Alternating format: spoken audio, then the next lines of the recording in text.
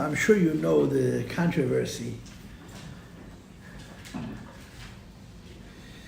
that Shavuos is not necessarily Zman Matan Torah Seinu.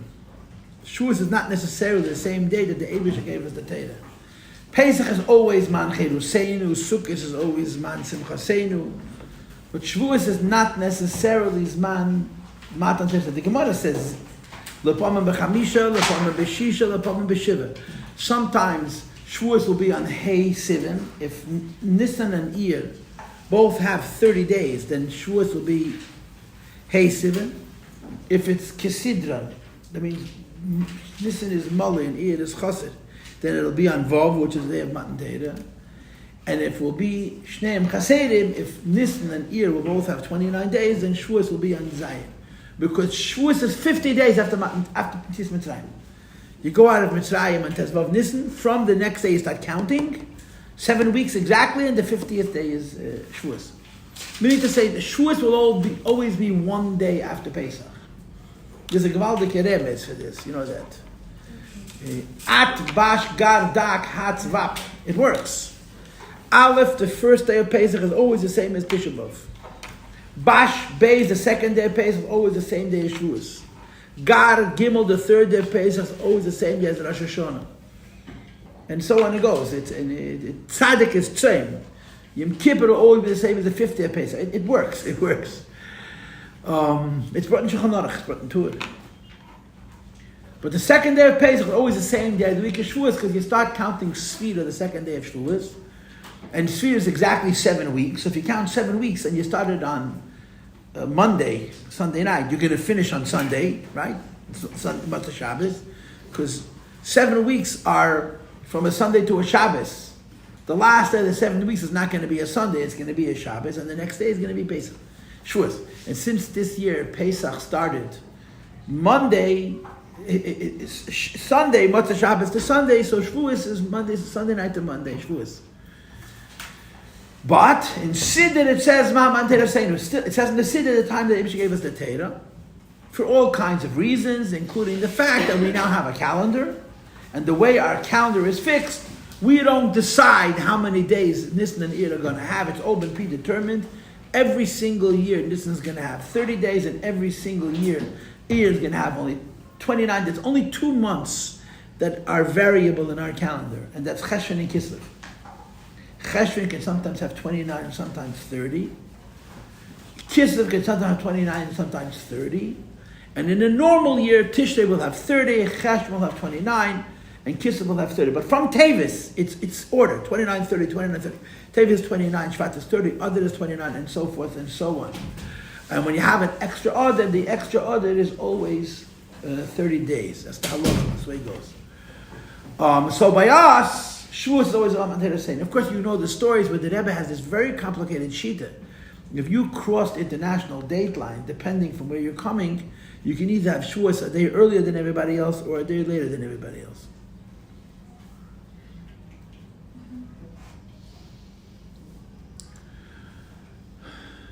So one of the shilas that happens is it's Yom Tif for you, but it's not Hey Sivan. It's not Vav Sivan. So should you say it's Ma'aman Torah Seinu? Can you say it's Ma'aman Torah Seinu if today you're counting Shavuos because Shavuos is your 50th day? It's a personal count. Mitzvah, Mimna Yema, Mitzvah. Everybody counts, and when after 50 days of counting, you should have Shavuos. But it's not Shavuos. It's not. So how can you say in Shminesre Yom Chag Shavuos is Ma'aman Torah Seinu if it's Hey Sivan? It becomes a question in halach. And the Rebbe addresses it. The Rebbe takes very bold positions that no other Rav in our times would have the breitkeit to take, because you have to be the Rebbe to have such a clear look at Torah and say, no, this is how it goes. And Shavuos and Matan Torah has a neshama and a guf, has a body and a soul. The soul of Matan Torah is a lakus, right? The pnimius of Torah, what the Eibusha gave us, the Torah gave us himself. The word anoichi means anor nafshi ksav. Yehovah's Chassidim have 1,000,001 Ramazim for this idea that when the Eibusha gave us the Torah, in the Torah the Eibusha gave us himself. And the whole idea of Torah is not just understanding the chokhmah of the Torah, because this we had from before, right? Adam learned Torah, Noach learned Torah, a lot of people learned Torah. The Avos not only learned Torah, they actually practiced mitzvahs. So what the Eibush give us a Torah if we already had it? And the answer is because what he gave us at Har Sinai was not the book, not the laws, but he gave us himself. Which is why my Mari Chassidus explained that there was not a single original dibur in the whole Aseret Dibros. You've heard this joke from me before, maybe not, yeah? What's the raya that the Eibush is a misnagid? What's the raya that the Eibush is a misnagid? The answer is he showed up on time to Yeshir before his students came. What's the raya that the Eibush is a chassid? He says one shir, never gets another shir, and doesn't say a single chiddush. Nishkanei chiddush. All Aseret Dibros we had from before. Most of them are Sheva Mitzvahs B'nei Neach. And Kibbutz of Eim and Shabbos, he gave us in Mana. I don't understand. You're making one show, nothing original to say. The Eibush ran out of material, nothing to do with the Eibush did. So Chassidus says that he Davka told us things we already knew, because he wanted us to know that this is not about the words. The words you can learn from Moshe Rabbeinu. Hashem did not come down on the Matan Torah to give us the words you could hear from a person. The reason you needed to meet the Eibush face to face, ponim el ponim, is because you come home with the Eibush. In the Torah, the Eibush gave us himself. Macharti lachem es teirosi nimkarti ima. I sold you my Torah. I sold myself with you. There's a diuk in Tanya, which is it's a radical diuk. It's mamish just a radical diuk. It sounds like the Rebbe, but the Alter Rebbe said it in the beginning of Parshas Teruma. It said, "Vaydaber Hashem Meshal Leimer, Daber Bnei Yisrael, veYichuli Teruma." You familiar with this pasuk? Yeah, veYichuli Teruma. So on this pasuk, veYichuli Teruma, it says in Medrash, "Oisi atam loichim." VeYichuli Teruma. When you give Teruma to the Eibishter, you're taking the Eibishter. So the Alter Rebbe actually asks the kasha. It should say veYichuli uTeruma. You should take me and give Truma, because there's two separate things. One, you're giving Truma, and the other is you're taking the Eibishter. And Alter Rebbe actually asks, it's a Remes, it's a Medrash. And the Alter Rebbe takes it very literally. If when a Yid gives tzedakah, he's taking the Eibishter. When a Yid gives tzedakah, it's two things. V'yichuli, you should take the Eibishter. Utruma, Alter Rebbe explains, because the Eibishter and his mitzvahs are the same. It's actually a question and an answer in Perek Mem Zayin, chapter 47, if you want to look it up, of the Tanya. And by the way, Truma is a Remes for the Torah also. How is it a Remes? Anybody know? Because Truma is Torah Mem. Torah is the Torah, and Mem is the Torah was given in 40 days. Moshe Rabbeinu spent 40 days on the mountain receiving Torah. So Truma is a Remes for Torah. Torah is Torah Mem. So I make these speeches every year. I get paid to repeat myself, which I hate to do, by the way. I like to say new material. That's why I like teaching the Maimed, even though it's harder for me. I have to prepare, I have to write questions, debach. I was supposed to grade tests yesterday. I did everything in the world to grade tests. I so hated this. So I made you mark the test. I had to look them over. I didn't do that either. I carry him around like a schmanz. Okay, that's a bad word. Megan, Zayn Megman or Bezogen Tarnish. You could be one, but just don't say it, Anyway, so every year comes this time of year, I talk about Shavuos, talk about Teda, and I usually talk, I'm a chassid, for better or for worse. I belong to this team. So we speak Chassidus. The Chassidische Shavuos is about the Eibishter, it's about the Lakus. But you should know that Shavuos has a neshama and a guf. Just like Teda has a neshama and a guf, Shavuos has a neshama and a guf. The neshama of Shavuos, the neshama of Teda is alakus, is godliness. And the guf of Teda is pasha chachmasa shel HaKadosh Baruch Hu, that you have to learn and you have to understand. And this speech you don't get enough. The speech about the Ian of Limud HaTeda, pasha learning Teda, and a Geshmak Limud HaTeda, and a Koch Limud HaTeda, this part of it gets lost.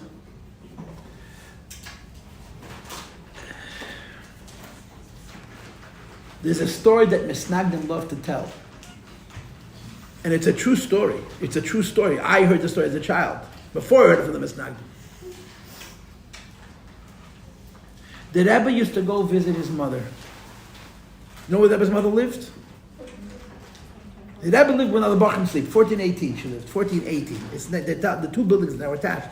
There's 1414 is on the corner, 1418 is the second building over. The Rebbetzin actually lived in 1418, not in 1414. And the Rebbe would walk from 770 to see his mother, and the Rebbe would cross in the middle of the street, and he would look at the cars, don't ask.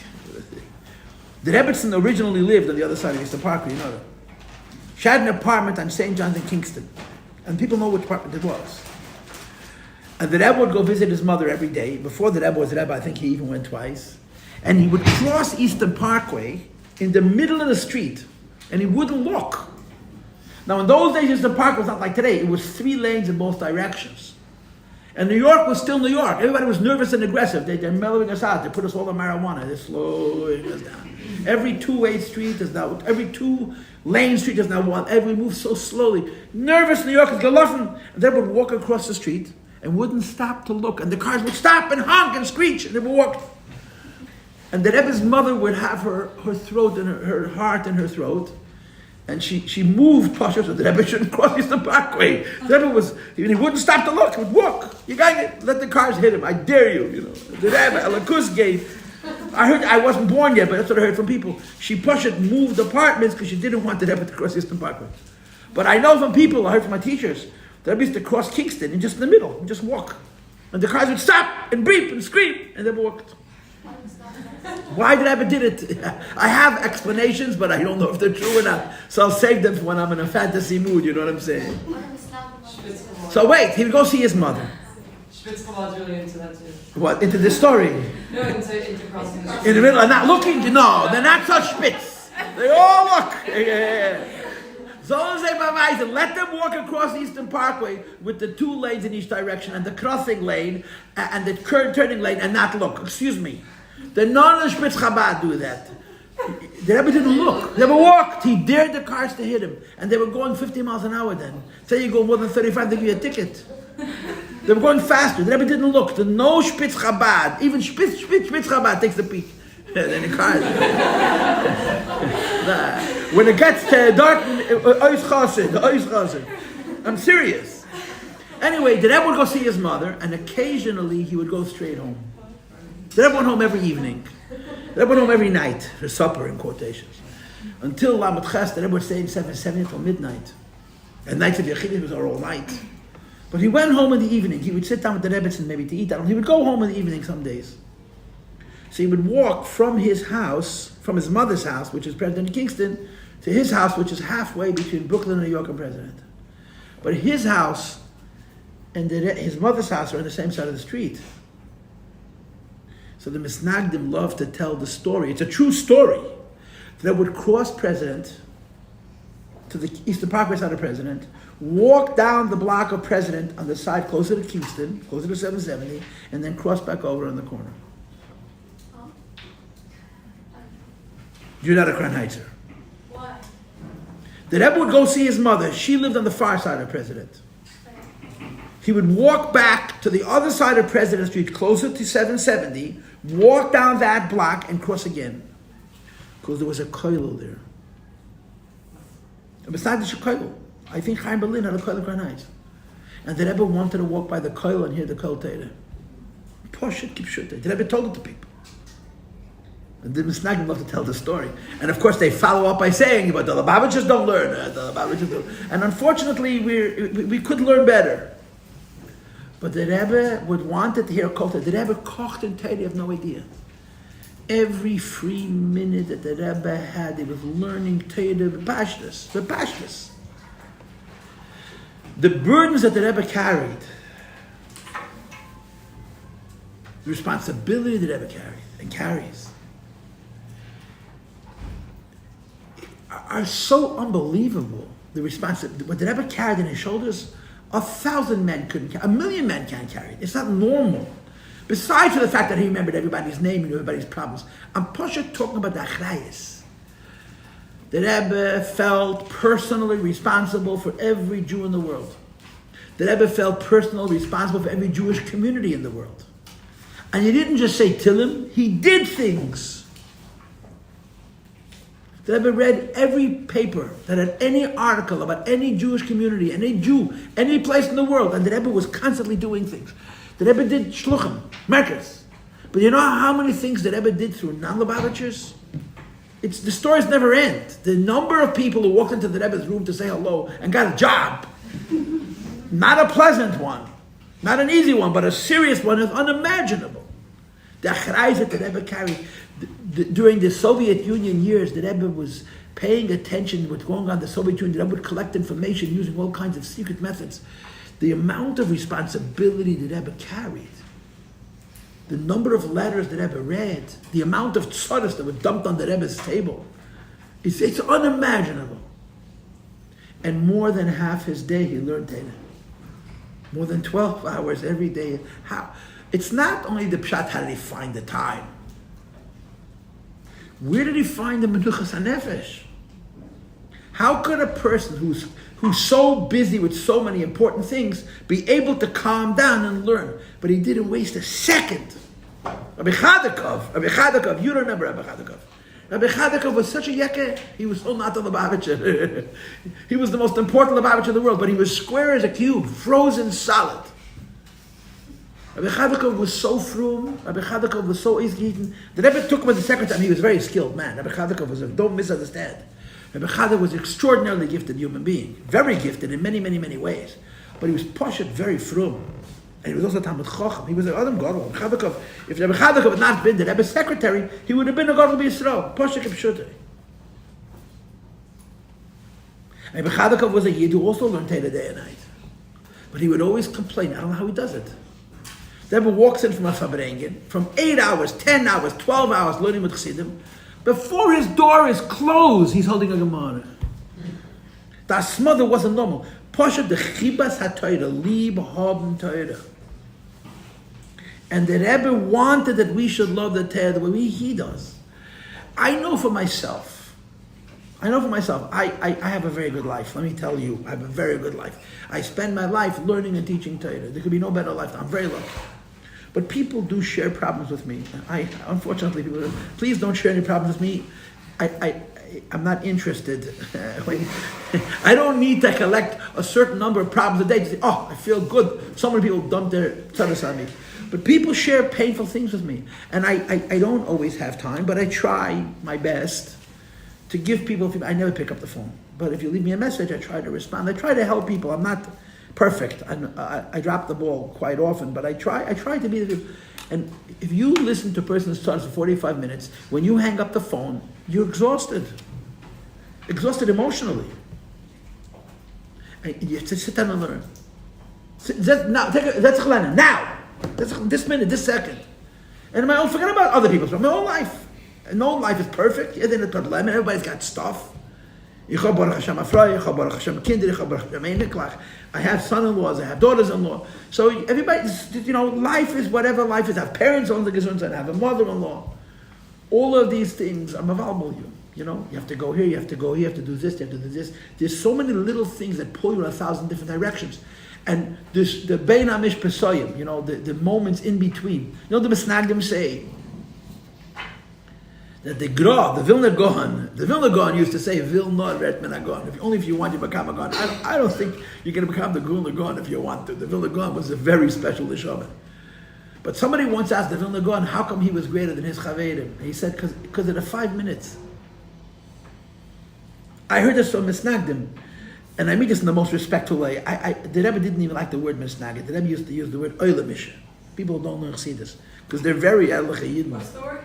Oile Misha. Oilam Yud Shin Ayin. Oile Misha.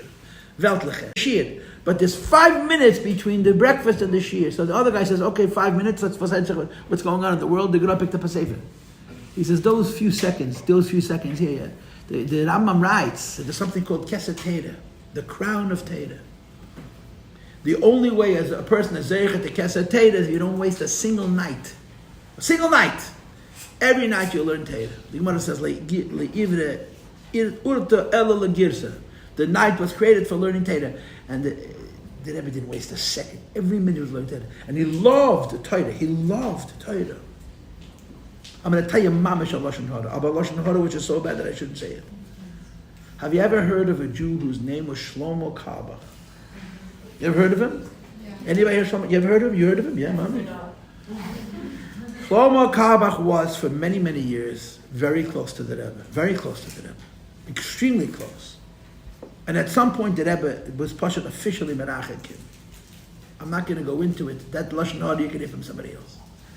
Shlomo Kabach had an open door by the Rebbe. He knocked and walked in.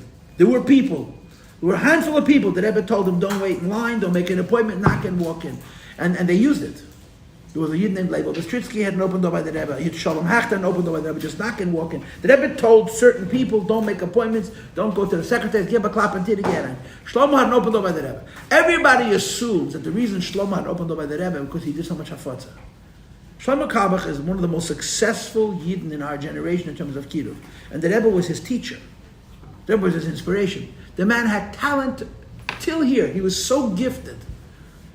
He had such chushim in being Makar of Yidden. And everybody assumes that Shlomo Kabach had an open door by the Rebbe because he was the first one to do it for that stuff. But it's not true. Shlomo Kabach had an open door by the Rebbe, but you can't let in. Shlomo Kabach was a god. He was a genius. And he would walk into the Rebbe, talk Torah. The Rebbe gave him the right to walk in anytime he wished, not because of the hafotza, but because the Rebbe Poshet liked to talk and learning, and then he can't let in. He was a bochet. I don't know how old he was when the Rebbe became Rebbe, but he wasn't that old. And the Rebbe said, whenever you want to walk in, his open door was because of Torah. The Rebbe had such a koch in Torah you can't imagine. He loved Torah. He loved Svarim. And it's true. Chassidim don't believe that the tachas hashleimus of a person is to become a Talmud Chacham.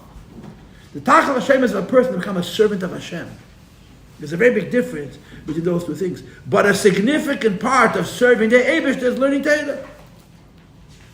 And in as much as learning Torah is a part of serving the Eibush, it's a yosod in Chassidus. Chassidim, you should know, you can't learn it. They were big. No, it says in Hayem Yain, Lo Yam Orach Chassid. If you're ignorant, you can't be a Chassid. It says in Mishnah Pirkei Avos, but the Hayem Yain quotes it. To be a Chassid, you have to be able to learn. Poshet Lenin, learn.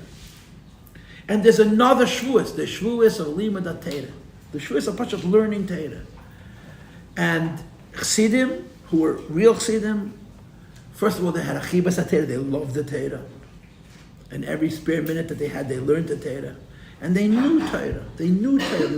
There was a value in learning and knowing Torah. And that's what I want to talk about today. Okay, I don't want to talk about the ruchnias, the gesaidim. Sure, I talked about that yesterday. I want to talk about the idea of Makoch and Lenin, having an enjoyment in learning Torah. Go ahead. We got a book today about Kaila, and in it says, the Rebbe says that like how much he wants people to sit on learn Torah, and it says not even out of your shemayim, just simply on a craving. I have a strong desire that younger life should sit and learn passionately, like not even out of your shemayim, just out of a desire. Yeah, he talked about it a lot. He talked about it all the time.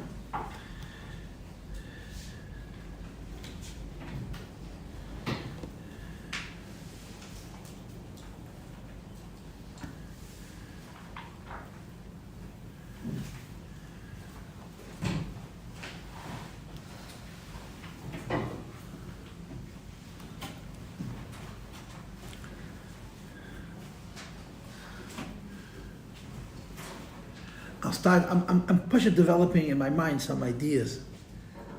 The Alter Rebbe was questioning becoming a chassid. The Alter Rebbe was questioning becoming a chassid. And he traveled to Mezrich to check it out. Because he heard that in Mezrich they serve God. Chassidus, they serve the Eibishter. But he made up his mind that if he comes to Mezrich and he sees people who serve the Eibishter, if there's no koch and Torah, he's leaving. He's not staying. And he came, and he stayed a few weeks, and he left. Because he didn't feel like there was enough koch and lomdus in Lenin. And he forgot a kerchief. He forgot a shmata, a kerchief. The Alter Rebbe was in Golos. Alter Rebbe was a tradition by Yid Namal. Alter Rebbe's parents were wealthy. Alter Rebbe's parents-in-law were the richest Jews in the whole of Russia. He had no shortage of money. But he left home to go into Golos. Yungalite, Avrechim in those days, who married rich and sat and learned day and night, their life was so pampered. There was an avoid to go into Golos. They would leave their home with a 1,000 film, and that's it. No money. And they would literally collect alms. They would live hand to mouth. It was an avoida of learning, serving the Eibush and Metech Dakas. A lot of the Gedali Yisrael in those years used to do this. The Alter Rebbe, the Grod, the Vilna Gaon did it also. They would walk out into the world just with a Torah with a bag and go away from home for months at a time and live impoverished lives and serve the Eibush and Metech Dakas. It was an avoida. So he needed that kerchief. He needed that kerchief for Big Day Shabbos because every Friday he'd put it on. That was his beged of Shabbos, the Shmata. She was a day and a half out of Mizitch. He walked back to get it. He walked into the Beis HaMedrash, picked up his kerchief. He's leaving. The Mizitch Maggid had a Seder. And the Mizitch Maggid Seder was that the Talmidim who came to Mizitch would stay for periods of time, 6 months, a year. They would do everything together. They had a set time for davening, a set time for learning, Nigle and Kabbalah, Chassidus, whatever they called it in those days. And he would match them up in Chavrusis. He would match them up in periods. The Mizitch Maggid was the Shatchet. If you came to Mizitch for this many months, you learned with this of the Talmidim. They were finishing davening. I don't know how long the minyan took, but it didn't take 15 minutes. They probably davened for hours. The minyan. And then Mizitch Maggid was taking off his Rashi tefillin and putting on his Ben Tam tefillin. And the whole Chavraya was doing the same thing. They did it together. And a woman walks in with a bag, paper. They didn't have plastic in the 18th century. In the beginning of the 19th century, 1800s, 1700s, so 1700s, 18th century. And in the bag she had a chicken that was shechted and was opened up, and there was a shaila on the innards of the chicken, the viscera of the chicken. In those days, a woman was a bigger Talmidah Chachama than a Rav today, because she knew how the inside of chicken actually looks. Because when you bought a chicken, you didn't buy it in cellophane and plastic. You bought a live chicken, and you went to the sheikhet, and you shechted it, and then you flicked it, and then you opened it up, and you had to examine it. So she walks in with the chicken, and she goes over to the Maggid, the Rav, and she puts it down on the table, and the Maggid looks at it, and he calls over some of his Talmidim who were going to Nigle, Avram Kaliske, the B'disheverov, and others, Mendel Vitebske, and they start to talk about the chicken. And they were arguing about the chicken is kosher or treif. Now Tereb is listening. And they argued for a very long time on the chicken. The chicken was dying twice, you understand? They talked for hours. They started to pilpul in the kasha to the chicken. And the Alter Rebbe stood and listened. And when they were finished, the Alter Rebbe said, yeah, I'm sticking around. This whole thing was part of the Mizitch Maggid told the Alter Rebbe that this was all planned. He was supposed to leave and he was supposed to come back. But it took him. The Alter Rebbe would not stay in Mizitch until he would see them. Let it. You know what the Seder was by the Alter Rebbe? Alter Rebbe's Chassidim were extremely great. Alter Rebbe's Chassidim were very great. I like to say the Alter Rebbe's Chassidim were whole people. Which means if you would meet them, they were actually normal.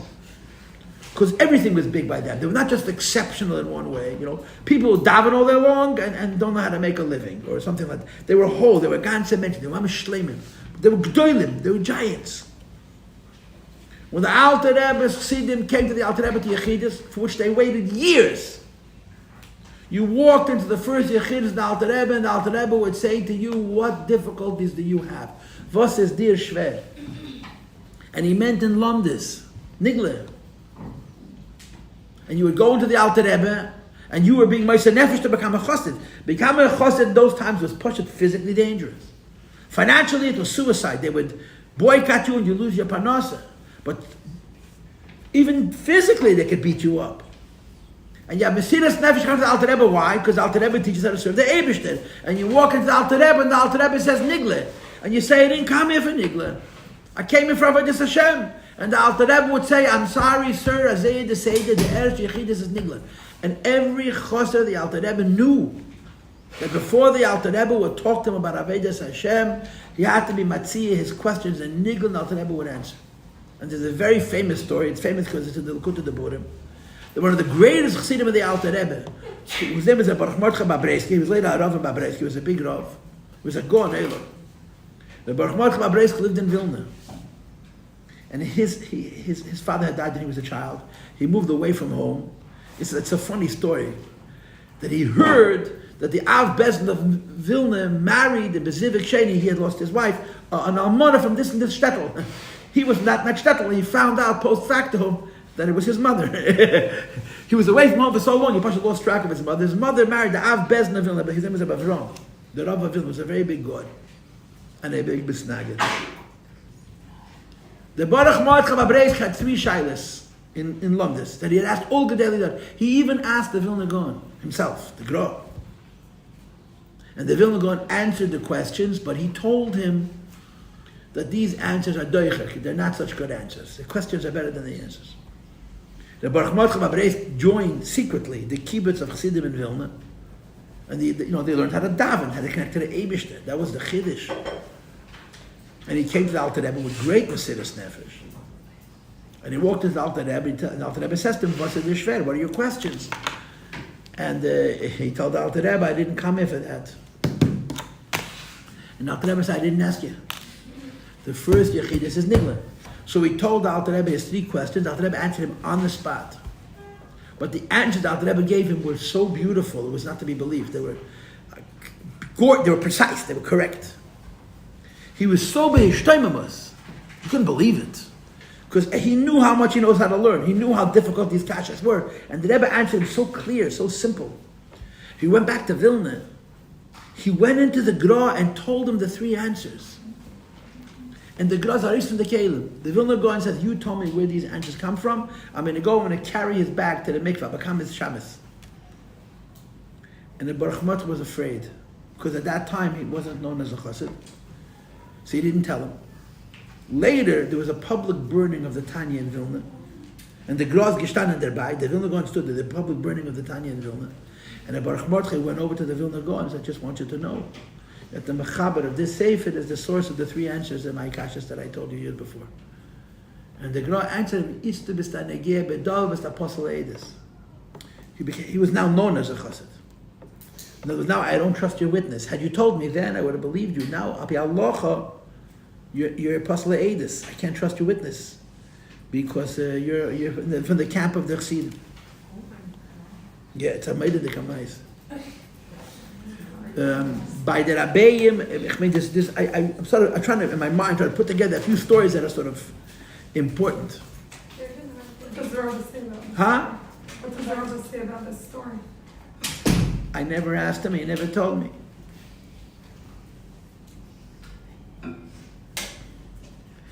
The Mittel Rebbe was a younger. The Mittel Rebbe was incredible. I mean, the Friedrich Rebbe talked to our Rebbe in private about the Rabbeim, and they printed it in the Rishimas. It's a miracle no one reads the Rishimas carefully, because there's stuff in there that like, whoa. The Friedrich Rebbe told our Rebbe that the Tzemach Tzedek, you know what the Tzemach Tzedek was? The Tzemach Tzedek, he says, but he was no Mittel Rebbe. The Mittel Rebbe was in another level altogether. The Alter Rebbe looked up to his son. The Alter Rebbe looked up to the Mittel Rebbe. So one of the many stories about the Mittel Rebbe was that he had a chavrusa, they used to learn together. And then the chavrusa went off to do something else. The chavrusa visited Liozne, and the Mittel Rebbe was sitting and learning. In the beginning of the night, he was holding a daf beis in the Mesichte. In the morning, he finished the whole Mesichte, the whole. So this guy says to the Mittel Rebbe, you know, when we learn together, we learn better. Now you're learning as a superficial. Mittel Rebbe didn't even answer him. This guy was a businessman, and he started seeing his businesses falling. So he came running to the Alter Rebbe and says, "Rebbe, I don't know what happened, but everything in my business is going south." And the Alter Rebbe says in Yiddish, "Efsher hasech fatshepet mit mein berel." Yeah, maybe you started up with my berel with the Mittel Rebbe. He couldn't even remember. Then he remembered the story. He went back and he asked Mechila, and it was straightened out. The Tzemach Tzedek said about the Mittel Rebbe, the Mittel made a shul in Lubavitch called the Hoidu Aleinu Shul. It was a gigantic shul. I don't even know how big it is. I can't understand what it looked like, but he made a shul that was so large, if you walked from end to end, you could daven the whole Shachris, from Hoidu to Aleinu. Again, I don't know how big it was. I don't know if it's a guzman or not. As if it was that the Mittel Rebbe had a gigantic shul in Lubavitch. Hoidu Aleinu Shul. You could. What's a guzman? Guzman's an exaggeration. Even if you daven very fast, I mean, a 15-minute walk is from Crown Heights to Eastern Parkway to where I live. You know, a shul that big. So Tzemach Tzedek said the Rebbe, the Mittel Rebbe, the Rebbe the Shver, would walk across the Beis HaMedrash. He would think through half of Shas, and on the way back, he would think through the other half of Shas. So mainly he had time. The Mittel Rebbe lived in Kabbalah, he lived in Chassidus. He said, "I have to still learn Niglin," but I just my sister from Tzemach Tzedek, I'll tell you.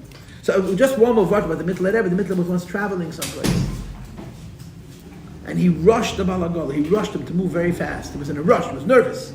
They came to the place where they were staying. And as soon as he walked into the hotel, he picked up a Gemara and he started to learn. And the Rabbeim was to learn standing up. You don't know this, that there's Mana Shas.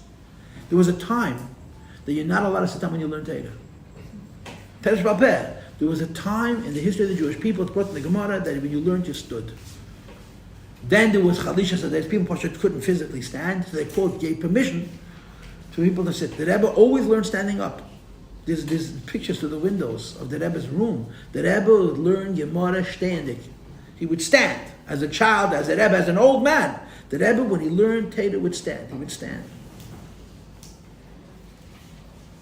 The Tzemach Tzedek had a chassid, the Alter Rebbe had a chassid, the Mittler Rebbe had a chassid, the Tzemach Tzedek chassid, who then was the Rabbi Yossi Paltiel. Rabbi Yossi Paltiel was a Gon Olam. He finished the Shas every year. He read the whole Shas. And he was an old man. And he traveled to Lubavitch. And he was Oiz Gematet. And he came to his hotel where he was staying in Lubavitch. As soon as he walked into the hotel, he picked up a Gemara and started learning instead of laying down for a nap.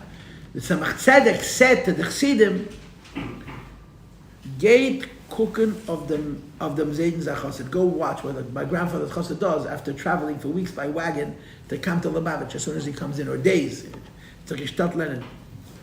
I don't have enough time to tell you all my stories.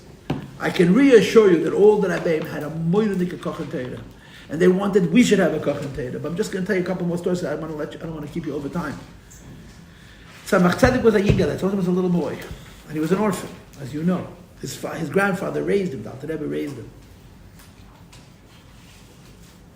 And there were different kufas. The Alter Rebbe took him under his talus for Bichas Kainim. Right? I'll take him under his talus. We have minhagim of Bichas Kainim that we know because the Tzemach Tzedek saw how the Alter Rebbe behaved with Bichas Kainim when he was a child. Until he was 9 years old, the Alter Rebbe took him under his talus and he said, go find yourself another talus. But he took him under his, it was very close to him. And the Alter Rebbe used to give him a quota every day. The Alter Rebbe hired him a malamed to look after him, to teach him. But by the time he was 8, 9 years old, he was learning on his own. He gave him a quota. And the quota was considerable. It wasn't a quota by my standards, but the Tzemach Tzedek standards. So Tzemach Tzedek was given a quota. And a very short time later, the Alter Rebbe looks out the window and the Tzemach Tzedek is playing. What was his game? He loved to go to the forest, to the fields, to the forest, to the trees, but he was afraid. So he would ask Chassidim to take him to the forest. And the Chassidim all knew that the Tzemach Tzedek is going to come and ask to take him to the forest. He was afraid to go himself. And they would negotiate that if the Tzemach Tzedek would take him to the forest, he'll repeat a yachidus, something that the Alter Rebbe told him in private. And this was the business deal, So he was handling who's going to take him and how long he's going to stay and what he's going to have to reveal, The Alter Rebbe calls him. He was annoyed. He called him by his name. I gave you a quota. I gave you a quota to learn. So he said, I finished it. And it was impossible. It was so much. And the Alter Rebbe said, can I? He says, yeah. So he tested him, and he knew it spankingly. He was the Tzemach Tzedek. It was his spoilers, even with the Alter Rebbe, that he was so young and he did it so quickly. And the Alter Rebbe said to him that when he was young, he would learn day and night. And when he was tired and he wanted to relax himself, he would learn Siddur Shalom, which is a pirush of Siddur Apikabala. This was his relaxation. And in 3 months, he completed the whole Siddur Shalom. It's a monumental undertaking. And they says when you're resting from learning, you also have to learn. Then he took a stick. Alter Rebbe took a stick, and he hit the Tzemach Tzedek on the shoulder. Et lechamot, stay him out, hit him. Nadir Ava, Nadir Yira. I'm giving you love of God. I'm giving you fear of God. When the Tzemach Tzedek was a Rebbe, he would say, if only the Zayd had hit me a few more times. If only the Zayd had hit me a few more times. And the andere Meise is that the Alter Rebbe offered the Tzemach Tzedek a bracha for Tzlach and Limdat Torah. Alter Rebbe offered Tzemach Tzedek a bracha for success in Limdat Torah. Tzemach Tzedek refused it, and he said, I will have an alein. I want to work by myself. When he was a Rebbe, he said he regretted it. I should have taken the bracha. What about your guy to Matzos? He says, Torah the Charuch Omer, it's me, that's infinite. So whatever bracha the Alter Rebbe would give me, I would be able to harav and Torah beyond that point. Noch merer. In Purim Tov Lamed Beis, I'm out of time. I'm just going to finish this. In 1970, the Rebbe turned 70. It really was one of the most exciting moments in Lubavitch in our generation. Shnas HaShivim was a much bigger deal. I don't know why. Shnas HaShmonim, Shnas HaShivim was like, wow. The love for the Rebbe that came out by Chassidim then was overflowing. Purim, a month earlier, the Rebbe spoke about it. And the Rebbe said, people are talking about Yeralef Nissen, and they want to give me gifts. He said, so you should know that if you want to give me a matana, the Eretz Zachas Teire. You want to give me a matana, Teire. That's what I want. I don't need houses, I don't need cars, I need Teire. So we wissen, a Teire is sehr Teire, sehr Choshev. And there's no way around. You have to learn Teire. So what happens if you marry a husband, and you're in the year of Koilo, and he comes home at night and he opens up a Gemara. Excuse me, Shana de Shana. Thank you, lucky star. That'd be the worst thing that ever happened to you. Did you?